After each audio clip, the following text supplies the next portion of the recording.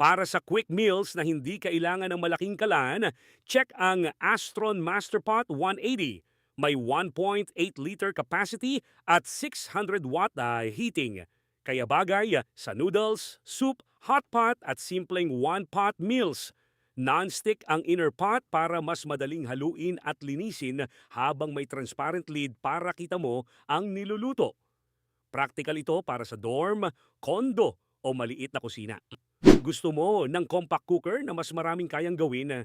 Ang Simplus electric cooker ay may non-stick inner pot at kasamang steamer. Kaya pwede sa noodles, soup, hot pot at steamed food. Available ito sa 1.82 at 3-liter variants. Kaya may pagpipilian para sa solo meals o mas malaking serving. Kung maliit ang kusina pero gusto mo ng flexible na lutuan, pwedeng option ang Tough Mama. May 1.5-liter capacity at 600 watt power ito.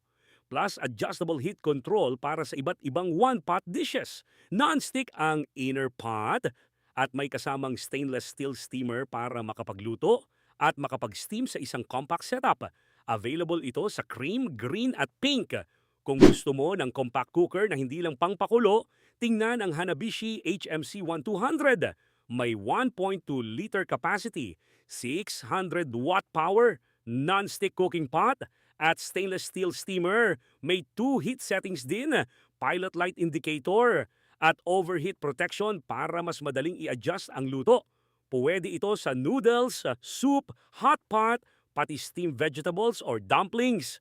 Bagay sa solo living, dorm, o maliit na kitchen. Para sa mas malaking one-pot meals, pwedeng tingnan ang Hodek Multifunction Cooker. May 3 at 4-liter options, non-stick cooking surface at 3-level rotary heat control para sa mahina hanggang mas mataas na init.